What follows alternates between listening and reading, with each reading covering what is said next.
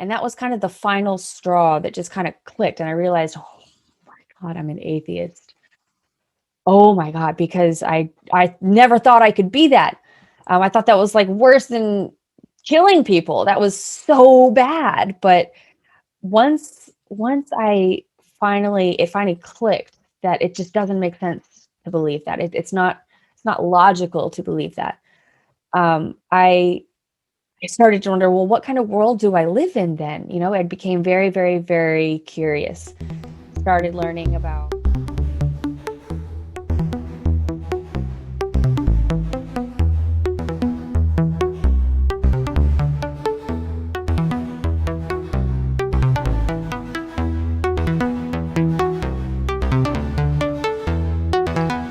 Jenna Belk was raised in a strict Catholic household in a family of 9, and she believed in a God with her whole heart until her early 20s. She began working to become a youth minister before discovering her struggle with addiction. Because of this, she was very politely asked to try again later. After that, Jenna began to wander, originally searching for belonging, and finally, desperately seeking answers. Once and for all, her God glasses shattered, and she began her journey of redefining herself and influencing the world around her. Jenna is a rotating co-host on The Atheist Experience and guest hosts other shows put on by the atheist community of Austin. She has since begun creating some shows of her own, with the goal of sharing a more balanced atheist perspective, avoiding extremes, and promoting curiosity, education, and humility.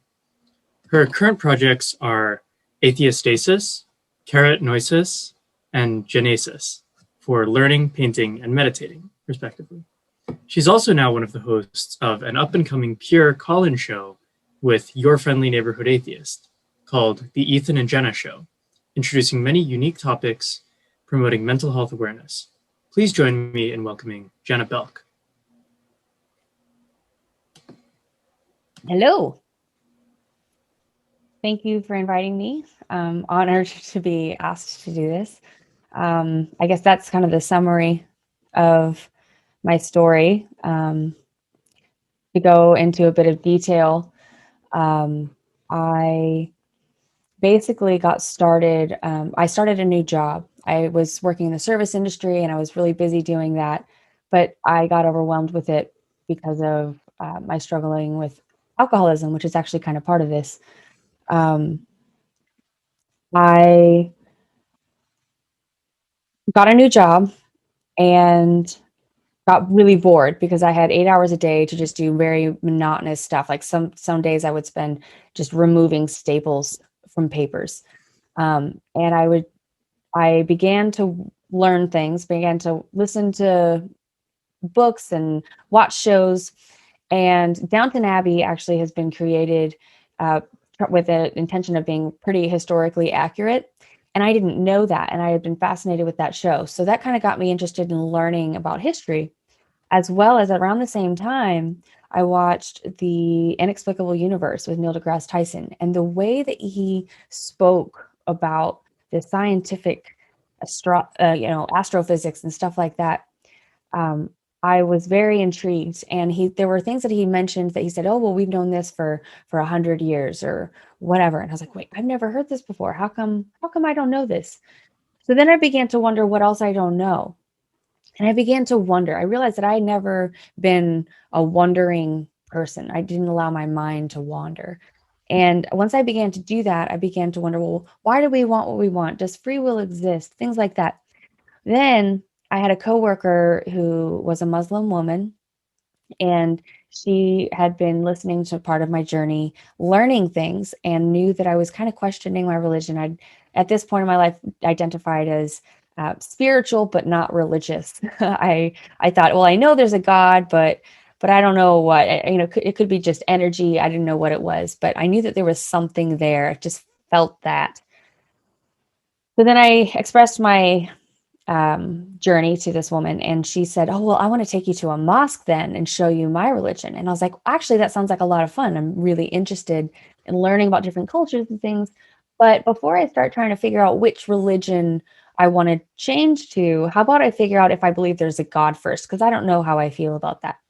So I started watching I wanted the most non-biased things possible. I just went to YouTube and typed in atheist versus theist debates. I wanted to hear different perspectives. I wanted to find out the truth.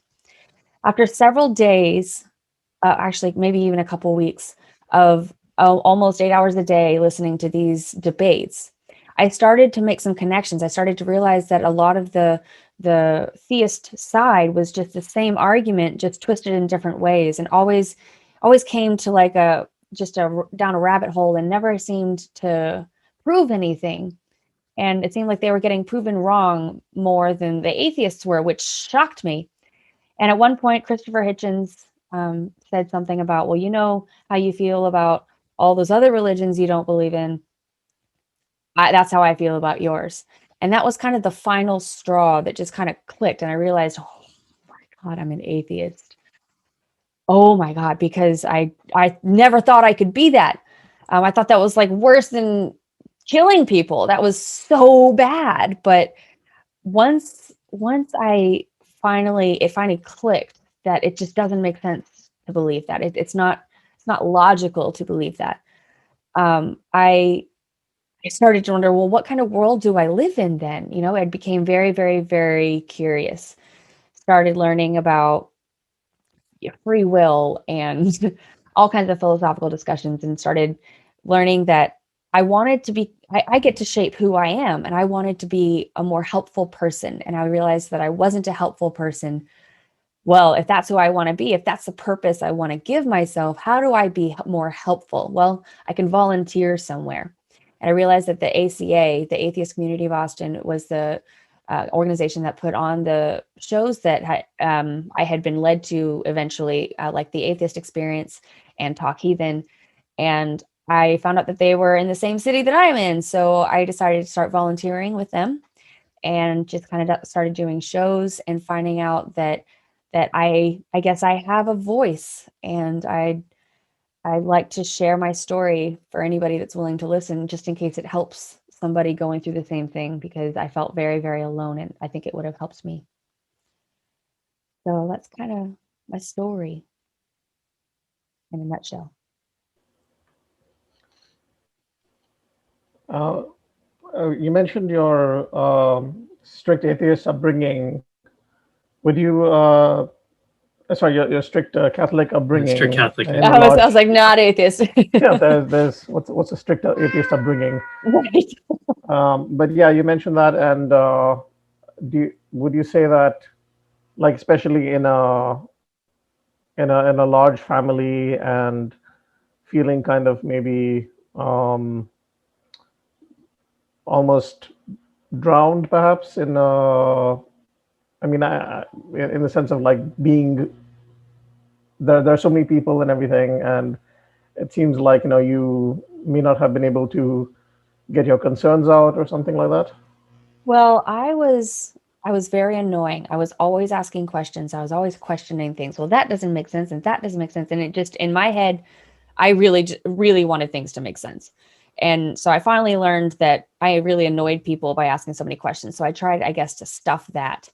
And so I just tried to learn the rules. I just tried to figure out what the rules were, and it was so hard for me to do. And I ended up having a very, very rough time trying to comply with everything. And it was very strict, stricter than some people. I'm not stricter than like some religions, but we had to go to church every Sunday. I was not allowed to go to a sleepover if it was on a Saturday night.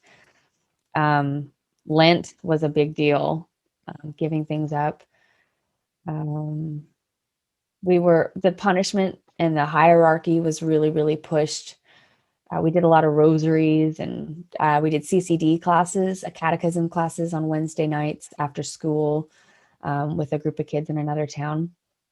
I mean, our whole life was around it. You know, if you wanted something, you pray for it. That's how you get it. Yeah, you know, every meal you have to pray. And I was even I even had a family member try to convince me that, so I really like pickles. And me and my sisters made some pickle sickles. And this person came to me and tried to convince me that pickles were a distraction from God, therefore it was somehow Satan trying to tempt me away from God. And if at any moment I'm not thinking about God, I am sinning. And I just thought that was the weirdest thing. And I just kind of shrugged it off and walked away. But that's the kind of mindset that was really, really enforced. Shame was really enforced. The more you hurt, the more it meant that you were gonna go straight to heaven. The more it meant you were doing good. So it's just pain, which is so accepted. It's just it wasn't you don't change it. You bear it. You offer it up. To the souls in purgatory, because that takes time off of your time. It was just very, very self-centered as well. So very, very interesting. Growing up, what would you say were your thoughts on things like, I'm sure you've heard the stories of miracles, Lourdes and the miracle of, the La Lady of Fatima and all these, sundry, that the list is really endless and Yeah. everything. So, and of course, canonization, that requires beatification, everything, all of those processes, there are miracles involved. What was your level of skepticism growing up, and what, I guess, made you doubt those in particular? I was big on miracles. I was fascinated by the stories, I guess. I guess I thought it was interesting, so I accepted it. I really believed, the girl in the garden that saw Mary that was like chastised. I think that's actually the Lady of Fatima or something similar. I don't really remember right now. It's been a while, but there was one where they were talking about the tears of Mary. The statue was crying, and it turned out that it was like a leaking pipe from the bathroom upstairs or something. And I don't know. It's silly thinking about it now, but I was really roped in. Yeah, including, say, transubstantiation. Did you believe entirely in that growing up? Transubstantiation, what was that again? The literal conversion of the body and Oh of the yeah. host into the, yeah. Oh yeah, the fact that he is the body, that is the body of Christ. Mhm. Oh yeah, Yeah. you're not allowed to chew communion. You have to suck on it and let it dissolve, because otherwise you're biting Jesus. You're also not allowed to touch it with your hands. Yeah, it was Mhm. very reverent, I guess. Had you been on any pilgrimages of any kind of Catholic pilgrimages? No, I did. I liked going on retreats with my church, and went on a retreat with the youth group that I volunteered with. I really liked the community of it. I really liked. Um, I'm sorry, I may have ADHD really bad. I actually just completely forgot where I was going with that. Sorry about that. Yeah. So I'm going to open it up after one more question. I'm going to open it up to audience Q&A. So please enter your questions in the chat or raise your hand using the reactions, and we'll pick questions and or people from both. Also in YouTube, if anyone's in the YouTube chat, they can post a question there. If you're posting a question, please put the word question before it, so I know it's not part of the regular chat. And one more thing before audience Q&A, I want to ask about the church's position on just generally, like, human dignity as it relates to contraception, abortion, sex, in general. What were your thoughts on those as they were instructed to you? Like, what was your experience being instructed in those, and how did those views evolve as you deconstructed? Those were actually a really big part of starting my path away from Catholicism, because I was a virgin until I graduated high school. I did not have sex with anybody. And I was so like loud and proud about it because so many people didn't believe that you could do that. And I was like, I did it, you know? But then as I graduated, I met a guy and we got into a very serious relationship very quickly. And I basically moved straight out of my house and kind of in with his. And that ended about like almost a year later, very quickly. And I'd realized that it was because I had moved in with him and we'd lived with each other. We actually got to know each other and slept with each other. That if I hadn't done that and married him first, then I would have been stuck with him. We would have been miserable together. So I realized that I wasn't going to set that standard for myself. I realized that I wanted to actually experience a person, live with a person, and get to know a person before I decided to dedicate my entire life to them. So I kind of expressed that to another family member, and they said, well, you can't be a cafeteria Catholic. You know, you can't just pick and choose. And I think that was about the time that I was like, okay, well, I guess I'm not a Catholic then. I guess I'm just a Christian. Um, so yeah. All right. We have a question from from the YouTube chat. What were the theist arguments? I guess plural. What were the theist arguments that you found so repetitive and unconvincing? Unconvincing after deconversion or before? Yeah, theist arguments that you found to be repetitive and unconvincing, like that.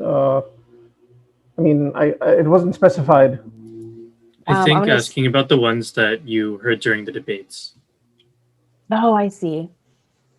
I think I had heard something about Russell's teapot at some point, and that really, really intrigued me.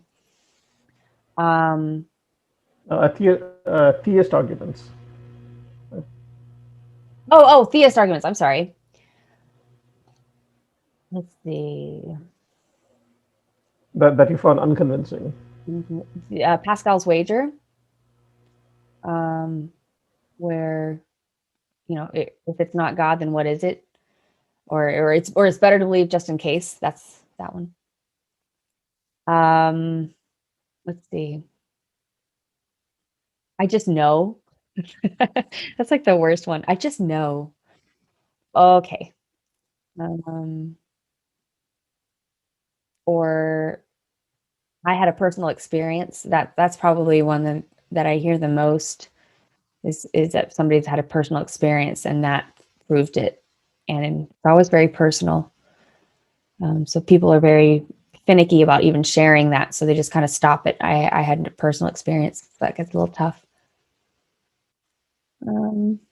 As far as the debates specifically, I can't remember what specifically they were talking about. I just remember that it got so like, I was like, they're using the same arguments just over and over and over again. It just kind of hit me. Sorry, I can't be more specific on that one.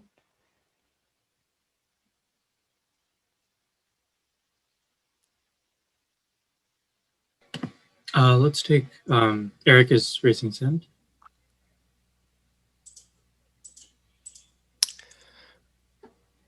Yeah, so I can't turn on my camera for whatever reason, but this is a two-parter. First part is really interested if you're willing to open up a little bit about your experience with addiction. Oh, here's the video. Thanks, on. You know, I was raised partially Catholic. I never experienced addiction, but I have a lot of members in my family that have struggled with alcoholism, who struggle with addiction. And other loved ones, and it's always a struggle. So I wanted to hear more about that, and also in how you feel and how that relates to maybe your journey in terms of atheism and leaving the Catholic Church. Because I think sometimes, at least from an outsider looking in, or what have you, it's always like, hey, I've seen so many people get sober because they join a church and like they find Jesus or whatever. That's like a very common narrative you see, and I think a lot of people go like, well, if they're sober, then what's the harm, sort of thing. And then the second part is, what camera are you using? Because your camera quality is really good. Thank you. Thank you for your questions. So the camera is, I believe it's Logitech. It's on loan actually to me right now from the atheist community of Austin because of the pandemic. We're all remote and they wanted to make sure that we're up to quality on our equipment. So if you want to know more about any of the equipment I'm using right now, other than the headphones, say I've got the mic here. This is all on loan from them. So you can call and ask for Vern. He is the audio engineer at the ACA and he will tell you anything you need to know. So for addiction, I got married as a Christian identified. So we had a Christian pastor, and just very shortly after that, I went out with a friend and got drunk and got lost and got arrested. I got a public intoxication charge, and coming to was just weird for me. But anyway, the point of that is I ended up having to do community service and AA because I couldn't pay the fine. So I went to AA, and after that first meeting, I remember the meeting, it was on a Saturday, it was a women's meeting. After that meeting, my mind was completely blown for, I think, the first time, because I realized that I could be wrong about something that I was very convinced I was right about. I was very convinced that I was just young and I was just having fun and I wasn't an alcoholic. That meeting, listening to the different stories and relating to everybody so much, helped me understand that I did have a problem. I did try to quit so many times and couldn't. I was wrong.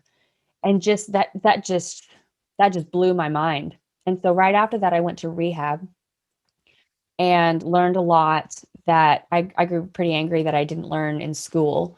And that kind of started part of my curiosity, learning about addiction and mental health and psychology. So that was a big part of that. And I've been sober since. So it's been almost 3.5 years.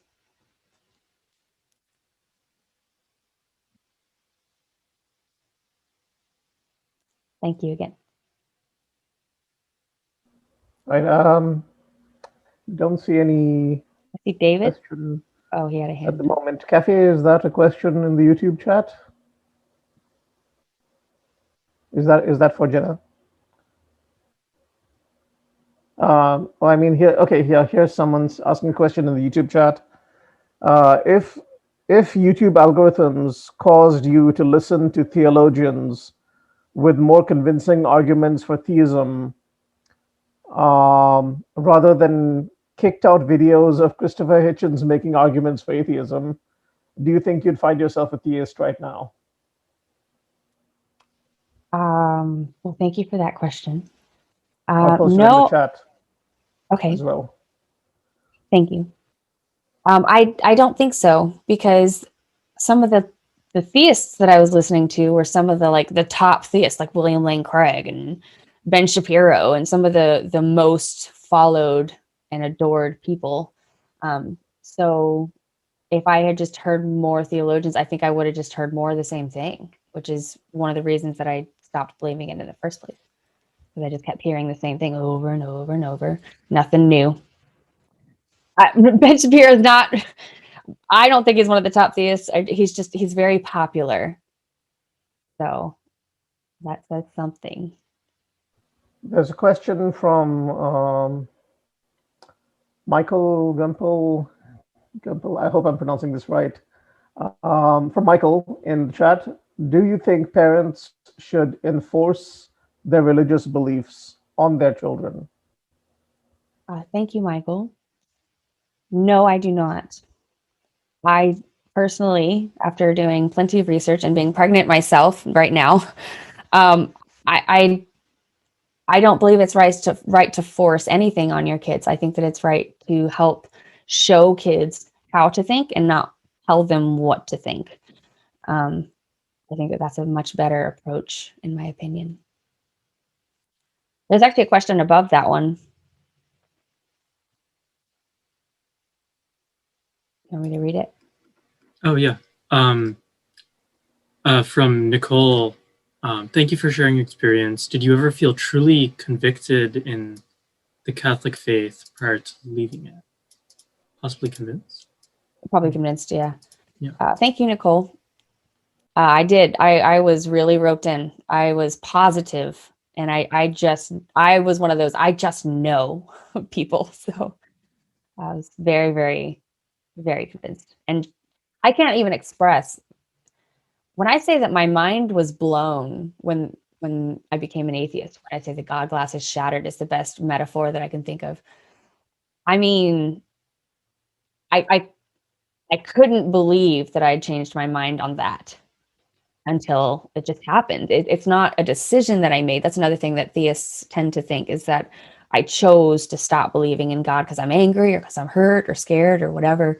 I did not choose that. That was something that I found out at that in one moment, finally, after much time, that I just didn't believe it. I just wasn't convinced. And I'm still not. And I've been spending a lot more time studying the Bible and theist arguments and all of this, and I'm even less convinced now. So thank you. Oh, yeah. So Sorry, did you find the question? I was just going to say we have someone in the Zoom raising their hand. So. Oh, okay. Could you unmute and introduce yourself? Yeah.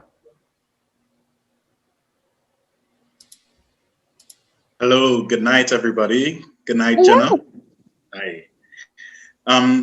Here from Trinidad and Tobago. My name is Dinges Wayo, and I watch the Atheist Experience videos quite a bit. And I saw you recently speaking about Anthony Magnabosco's method of, sorry, I forgot it right now. Street epistemology. Street epistemology. Thank you, guys. Right? My question to you is, back when you were a theist, had the street epistemology method be introduced to you, do you think it might have caused you to become an atheist sooner? Thank you, from Trinidad and Tobago. That's awesome that you're here. Thank you. I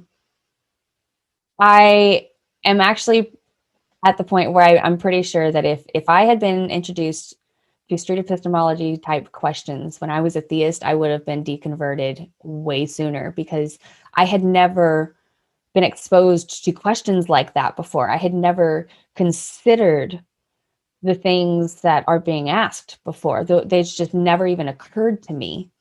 And I think that if I had been exposed to that kind of thinking, just opening your mind instead of just demanding that you tell and just telling yourself to believe whatever it is you think you're supposed to believe, I think it would have helped me end my journey just a little bit sooner.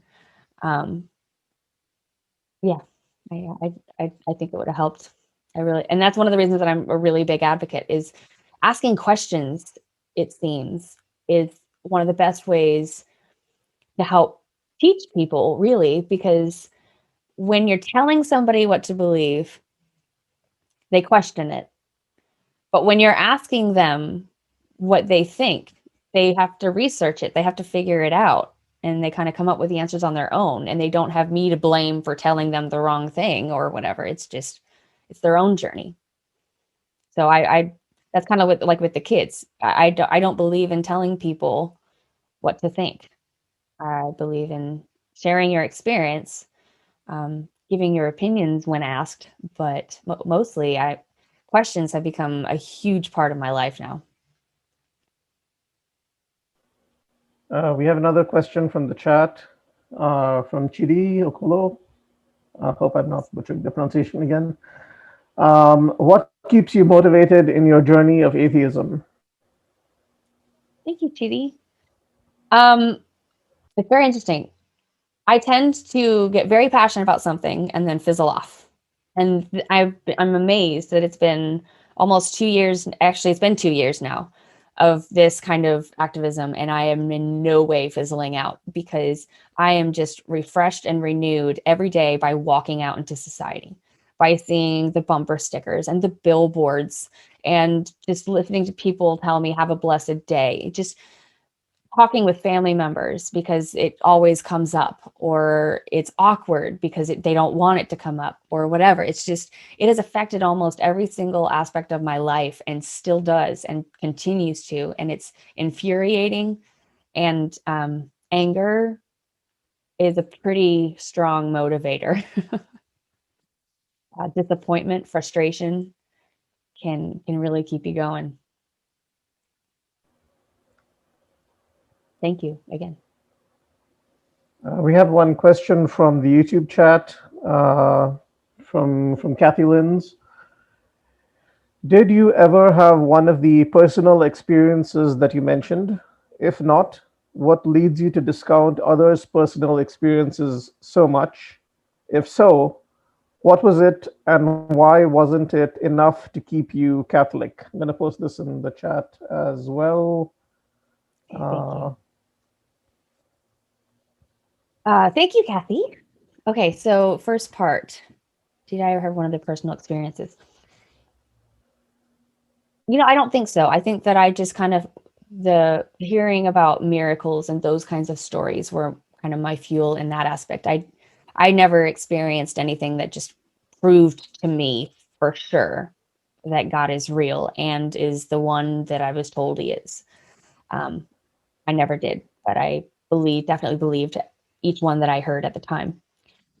Now I tend to discount others' personal experiences because, for example, when they say that they experienced something, I have learned that memory and our own brains are just so fallible. They're so faulty. And it is so easy to trick yourself and to trick others. And it that definitely wasn't part of my deconversion even. That's just something that I learned after, just out of curiosity about personal experiences. That personal testimony it's people never experience something other than what they've heard of. They don't experience Allah if they've only ever heard of Yahweh. It's Like the saint. Sorry, Go ahead. like a near-death experiences. I was just gonna do. Yeah. It's always, it's just unbelievable to me now. So sorry. Raised hand in the audience. I'm going to ask Winell Lord. Please unmute and ask your question. Yes, hi, good evening, everyone. Good evening, Jenna. Hello. So I started off life Roman Catholic, as you did. Had some run-in with the nuns at my school, and they dealt with it with a ruler very similar to that one that you have there on that table behind you. Yeah, that's a very useful tool they had. So I went from Catholicism, got bright, and became an evangelical. Before, like I started stumbling upon Christopher Hitchens and some of the others, to become an atheist. But what I have found, and I'm wondering whether you have had the experience of being now an atheist and still having a bit of what I call residual religiosity.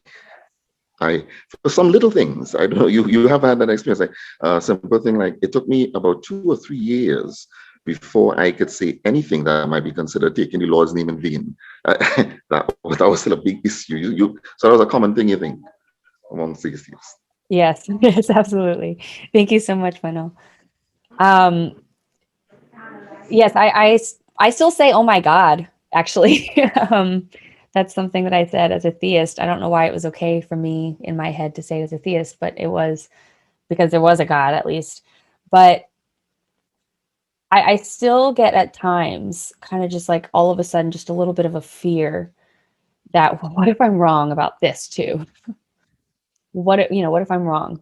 And what if there is? Well, but then I realized, no, even if, this is the thing, is it breaks down to, even if there is a God, which I cannot find enough evidence for to believe, then to add on to that and prove that it is the God that whoever it is believes in is just such a stretch that it just brings me right back to my own the teachings that I experienced. And I was like, it's guesses, it's assumptions, it's feelings. None of it's actually been proven. I mean, most of it hasn't actually been proven. So I don't know. I actually don't have a lot of confirmation bias. I felt very relieved that the world wasn't as scary as the world that I was told I lived in. But I'm so sorry that it took so long for you. We have one hand raised in the audience, another hand raised in the audience as well.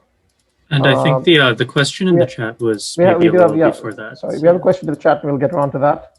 So the question in the chat is, several events in the Bible have relatively confirmed historically.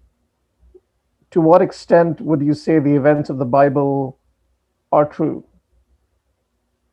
Thank you, John. I don't know how much of it is true. I do believe that some of it is, but I also believe that a lot of it's not. So I couldn't say how much. I don't believe it all. Okay, and now we'll go to Kevin Greenman, who has raised hand. Who? Hi, Jenna. Thank you for sharing your experience.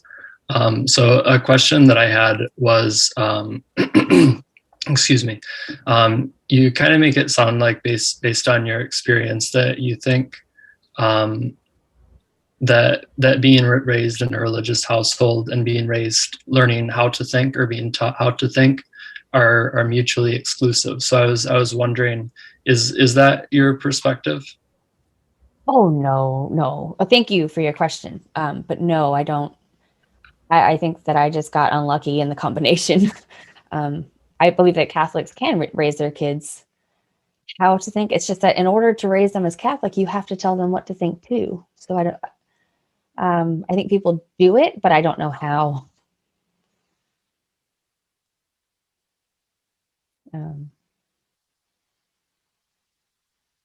Yeah. All right. Don't seem to have There's a raised hand from another raised hand. Okay, great. So, Scott Collard. Scott.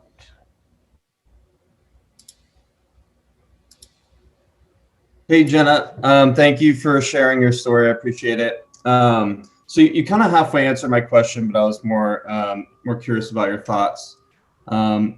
Basically I'm sure you've had people come to you with their own kind of struggles and want to talk about things.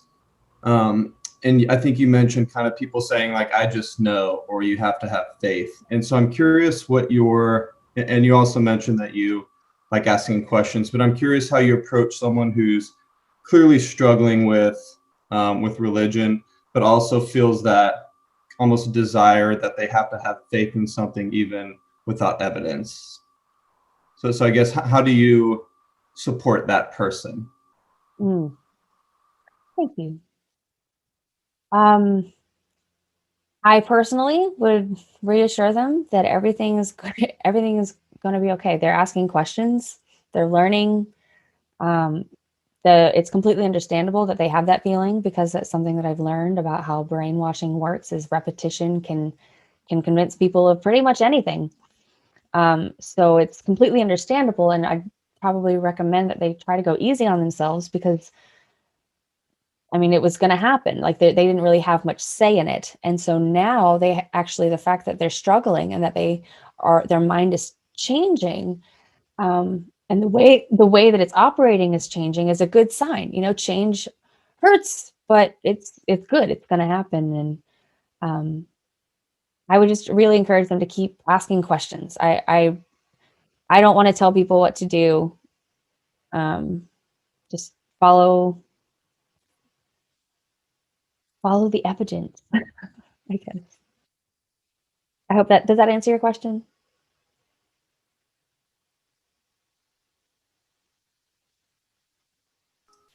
It did. That's a great insight. Thank you very much. Thank you.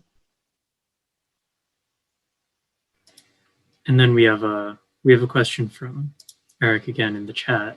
Did you ever visit the mosque with your coworker? No, I didn't. it took only a week or two to convince me that it just wasn't real. And from that point on, she actually got pretty disappointed, got pretty sad. And then kind of kept looking at me like this, just kind of like, what? Kind of baffled. And I got really turned off by all religion, especially since I don't know if any of you have ever heard of the angry atheist phase. But I definitely went through that while I was still working with her. And I even asked her at one point, I said, she had 2 daughters and she'd shown me pictures and talked about them all the time. So I felt like I knew them. I cared about them.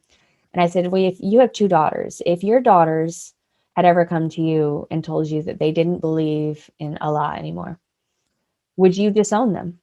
Would you cut them off? And she kind of thought for a second and goes, yeah. And I was shocked because she actually was at the time what I considered to be one of the most sweetest people I'd ever met, the most kind person. She's amazing. And that right there, just what? Like I was shocked.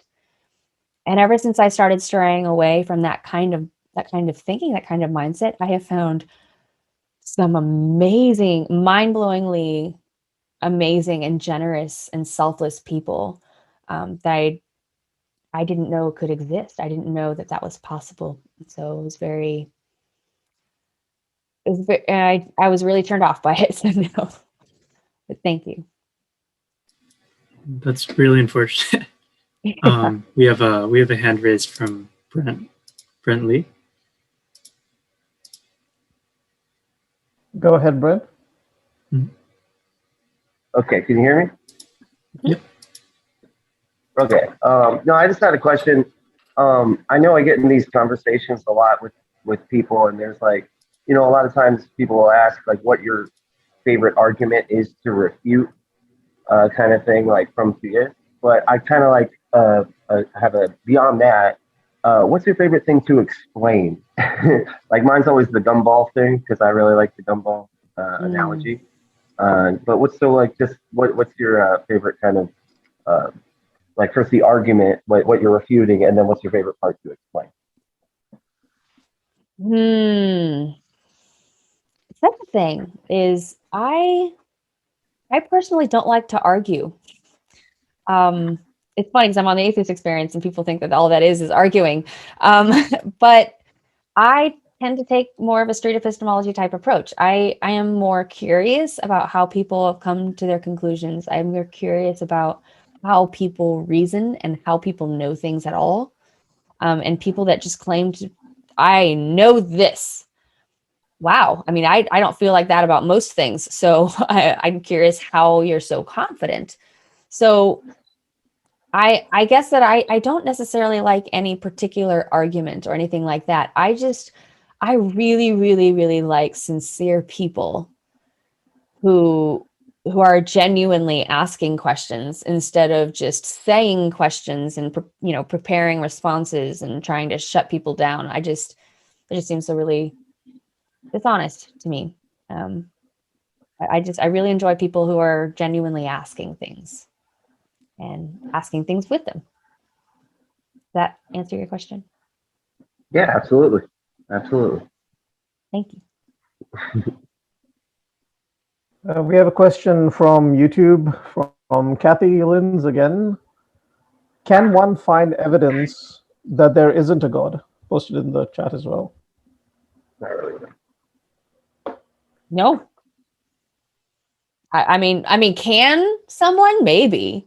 But has anyone? No. I mean, that's one of the reasons that I don't take the position that I believe that there is no God. I just don't believe that there is one. I'm just not convinced. I've done research and studied reasoning. I've studied the arguments, and I'm just not convinced. I don't think that you can. I don't think you can. It's like trying to prove that there is no Santa. Can you prove that there is no? I don't think you can. But I don't believe that there's a Santa. I don't think that's reasonable to believe either. Thank you. We have a couple of hands raised. Let's go with Wendell Lord again. Hello. Yes, hi, Jenna, me again. I want to find out something now. I'm from the Twin Island state of Trinidad and Tobago, down here in the Caribbean. We've got about 1.5 million person population, and it's pretty religious. I mean, we don't get the opening of our courts unless the judges march through the street and head straight to Trinity Cathedral for a priest to say a couple of prayers before the courts open. Oh. We got the same thing with the parliament. People, everybody swears in on the Bible or the Quran or the Bhagavad Gita, because we mix like that. And I looked on in some amazement at the America that I thought was, wow, so way advanced ahead of us when I saw people storming the Capitol with crosses and Bibles, and they were saying a prayer or in the room there at the time, following this QAnon person, whoever that might be. And it was shocking to me, right? I expected this in maybe some other, not America, let's put it that way. So I started digging a bit, Jen, and what I found is that close to half of the people that voted for that sort of thing were actually evangelical Christians. Some were Catholic. And being as baffled as I am, perhaps I don't know if you could explain, I don't know if you have any Catholic friends who became involved in any of that stuff, whether it be the QAnon or the storming of the Capitol or anything like that. Is there anybody that you could have spoken to personally who would have probably tried to explain to you why they think that supporting that type of politics is on par with their religious beliefs? Yes. Oh my God. Thank you for your question. So my family and I are pretty quiet right now because most of them are pretty strict Catholic, and I came out as an atheist. And I think that right now we're at the position where we don't really know how to approach each other. And I think people are kind of already put on guard, just the fact that they assume that I'm going to just try to deconvert everybody. But anyway, so I actually looked into a Facebook page of somebody that I was close to in my family, and just, I mean, I was kind of with them. It was kind of like a conspiracy theory thinking, you just believe whatever sounds right. And they don't believe that the election was legitimate. They genuinely believe that it was rigged. And I mean, if you genuinely believed that there was that much fraud going on in your country, what would you do? I'm not saying that you would storm a Capitol or anything, but what would you do? I don't know what I would. That's pretty infuriating. It's just that there's been so much, that's the thing. And that's one of the reasons that keeps me doing what I'm doing and encouraging people to think and encourage humanism instead, is because I think that that's the main flaw in our society, is that people don't know how to find out what's true. There's just so much confusion and so much assumptions and so many feelings and not enough evidence passed around. And so there's just been so much of even the right-wing news sources saying that there's not any evidence, there's no evidence that the election was rigged, and they believe it anyway. It's just sad. I haven't really talked to anybody that believes that, because I know that the ones that I talked to said that, well, I wouldn't support that, but they still believe the election was rigged. They still believe that Donald Trump should be president. So it's just interesting. I don't know. Did I answer your question? I think I rambled.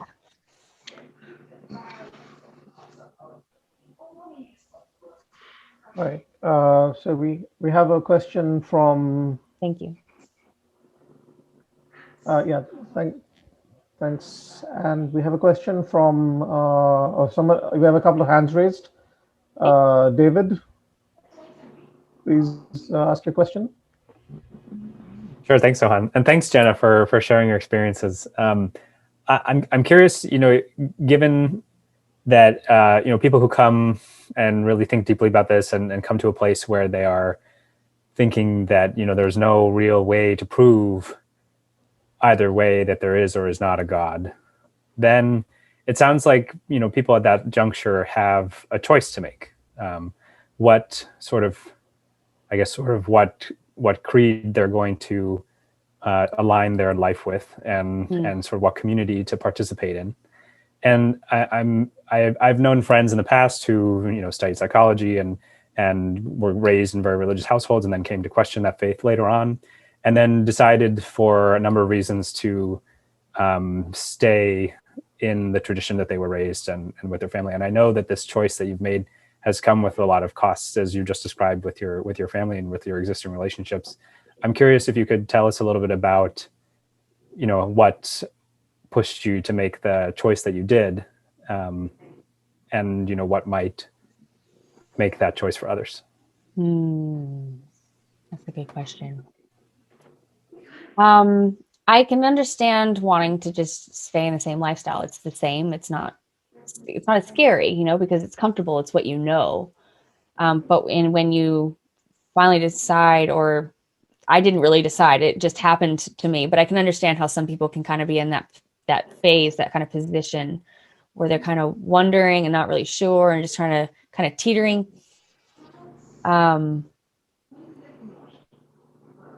Where was I going with? Sorry. In that position, I'm so sorry. What was the question again?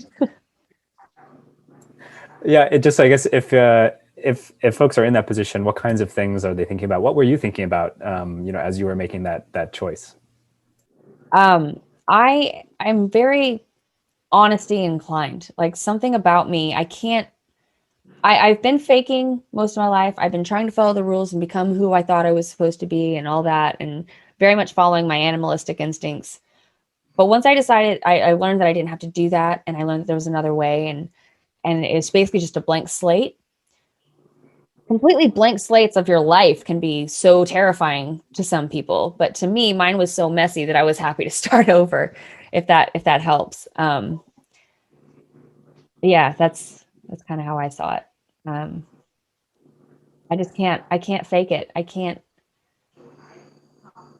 act like I'm okay with it.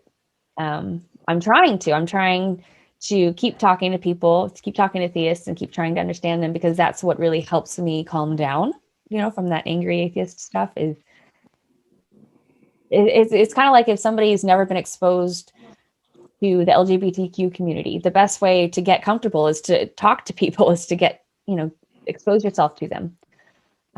So I guess I kind of see that the same way, and that's just taking a lot of time, because there's a lot of trauma attached to it. And so reversing that kind of trauma takes a lot of time. I'm working on it. Not in the sense of I want to act like I'm part of that team or anything, but an ally. I want to be somebody who's seen as just honest and a humanist. I'm pro-human. You know, if you're a human, I'm with you. So why can't we all be humanists together? I don't know. Thank you. Right. We have a question in the chat from John Shackleton. What is your null hypothesis that there is no God, rather than that one exists? Why is your null? Well, I'm sorry about that. Why is your null hypothesis that there is no God, rather than that one exists? I think I explained that I don't think that. I don't think that there is no God. I'm just not convinced. Like, that's something that I can understand is very hard to grasp the concept of if you're still indoctrinated in religion. But it's not that I'm convinced that there is no God. That is completely different. I can't prove it. I in order to be convinced of something, I have to be able to prove it. I'm sorry. I think the question is more along the lines of why is that your null hypothesis? Like, why is it that you need to be specifically convinced that a God exists? Why not assume that as the default, and ask to be convinced that a God doesn't exist? I don't understand why I would start off assuming that a God exists. I have no reason to do that. I start off with I don't know. Mm-hmm. And when I have something to prove, I say I'm convinced or I think, but I try. I don't believe it. I don't understand why anybody would just encourage just starting off assuming that there's a God and going from there. I don't get that. So I hope that answers the question. Okay, we have a hand raised. Kevin, go ahead. Thank you. Jenna, so just a brief intro of who I am. I'm a PhD student at MIT, and I am also Catholic. And I just wanted to say that I strongly agree with you on the idea that one of the big problems in our country and in our world is that people don't know how to think very well, and that people are not trained to think logically and ask questions and question what they're taught and what they believe. So I just wanted to point that out, that you have allies, a lot of allies in the religious community on that point. Awesome. Tune into my shows. I usually have some kind of live chat or Discord going, and we love friendly religious people. There aren't many theists out there, in my experience, that are just up and willing to go and hang out with atheists. But I am part of probably the friendliest atheist community that you can find. And we love people that are just people like you. People who are just honest and open. And I bet you consider yourself a humanist too. Yeah. Because you can be a Catholic and a humanist, right? Yeah. That's my standard. So I'm grateful to you. Thank you. Thank you. Okay, and we have a question in the YouTube chat as well. Oh yeah, we have a question in the YouTube chat as well. Let's see. Many people who take psychedelics like DMT or psilocybin and who are atheists often lose identity with atheism after this experience. Would you ever consider taking a psychedelic one day to challenge your atheism? Yeah, that's. Thank you. I've heard Matt Dillahunty, still the person asking the question. I've heard Matt Dillahunty say that he'd like to eventually try out DMT. Okay. Thank you. I would love to try DMT. I don't know how to find it. I don't think it's legal. So yes, I would love to try that. As far as psychedelics go, though, I have done mushrooms a few times, and I think 3 times. And the last time that I did it, I was an atheist. Actually, I painted these 4 pictures right here when I was on them. And I know many, many, many people in the atheist community that do mushrooms and have amazing experiences. And I don't know any that have become a theist again because of it. So that's quite an assumption. But as far as I know that does happen. I know that there are people who, again, this could be one of those personal experiences that people have that convince them. And I'm like, fine, you experienced something.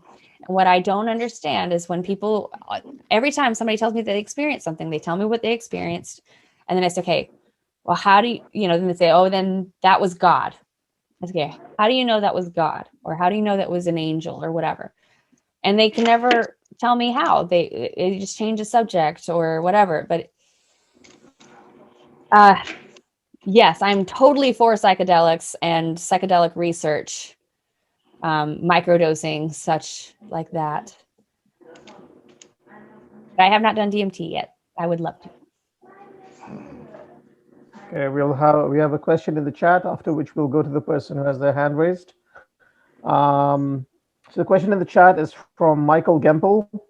Michael Gemple. What do you think about the prominence of Christianity in American politics? I'm a secular humanist. I don't believe that religion should be involved in politics. That is my personal opinion. after doing research. I'm not claiming that that's some kind of objective fact, but I don't believe that it should be tied to that. I know that it is in some ways, maybe less than some countries. I'm not happy with it, but I do like the progress that we're making. We do seem to be making progress towards a more secular society, and I think that the extremists coming out is a sign of they feel the change. I think that they're scared, and I understand and I sympathize, but I think we're headed in the right direction. Right, great.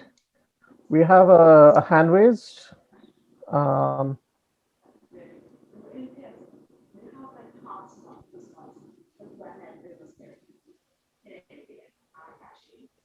Hi again. You seeing me? Yes, I do. Hi. Oh, okay. All right, cool. So I wanted to find out how you would deal with a person, like a close family member who had just lost another family member. And you're having a religious discussion with that person. And it feels as though that you might actually be getting through to them in terms of atheism or non-belief.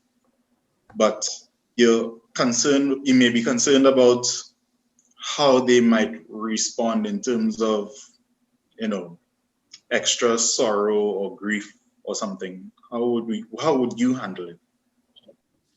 Do you mean if I had like a family member or a close friend that was still religious, that was grieving over someone that died, how would I talk to them? Yeah. I mean, I'd be as sympathetic as I could be, and I'd try to sympathize. As far as the religious stuff, if they started telling me religious stuff, I'd probably just kind of smile and nod, let them work through it. If they were asking me questions, I'd be completely honest. But I'd probably try to get them to just focus on doing whatever they felt like they needed to do to heal, because I don't think that is necessarily the time to be rethinking your values or rethinking your lifestyle when you're at one of the most emotional states that you can be at. So I personally would try to avoid the topic at that time, and just try to get them space, or if they need me to just sit and be quiet with them, or a shoulder to cry on, whatever it is that they need, I'd try to do that. But even if they wanted me to pray with them, I'd probably sit and hold their hand, let them, because that's kind of a form of meditation. Like I don't believe that it's the answer to anything, but I don't believe that it hurts necessarily in that case. So. And I have one more question. Have you ever felt as though you might be getting through to any of your family members, disregarding the whole death thing, just getting through to them in terms of your atheism or atheism for them?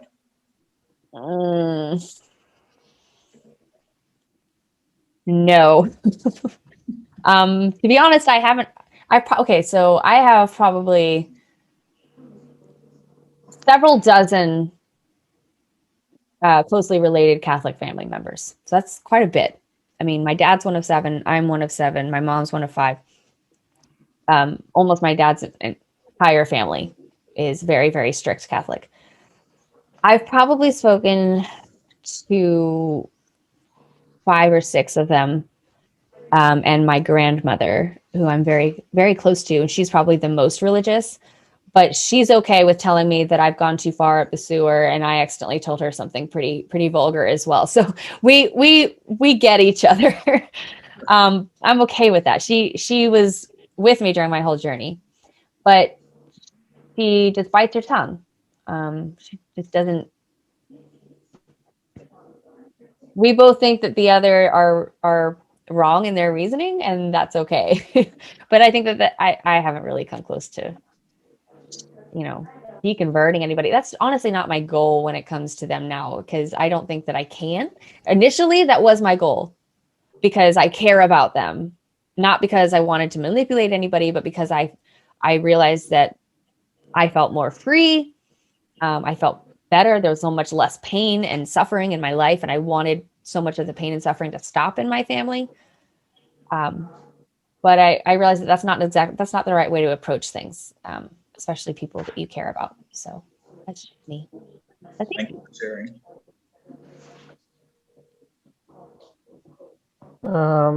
Okay.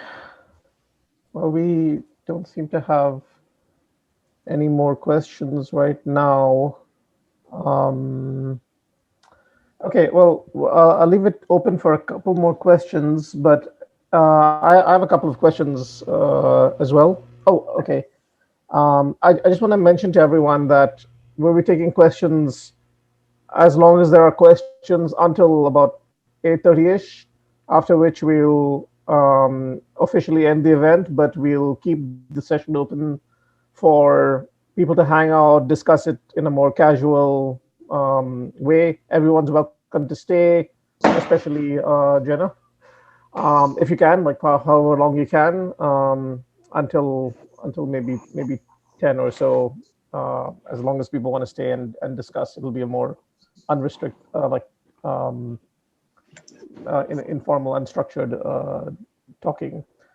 So I have a question like about like people might say that, or like what's your response to the rebuttal that say you only wanted to sin or something like that, like you or maybe like someone might say that it's something it's a life you wanted to live a lifestyle that was not permitted by the Catholic Church, and that's the reason why you kind of had motivated reasoning, just to put myself in an apologist's head, for example. I have been told that by someone close to me, and that's the last time I spoke to that person, really. I didn't know what to say at the time. I think I was pretty snobby about it. But at this point in my life, after doing, calming down and learning things and talking to people, I think that I would ask them where they got that information, because I don't seem to be able to assume what other people's intentions are. If I want to know what somebody's intentions are and be convinced of it, I probably should ask them. I don't understand the telling other people why they do things. I'd probably just start asking them, trying to figure out where this came from. Why do they think that? All right, let's see. Any questions on the YouTube chat?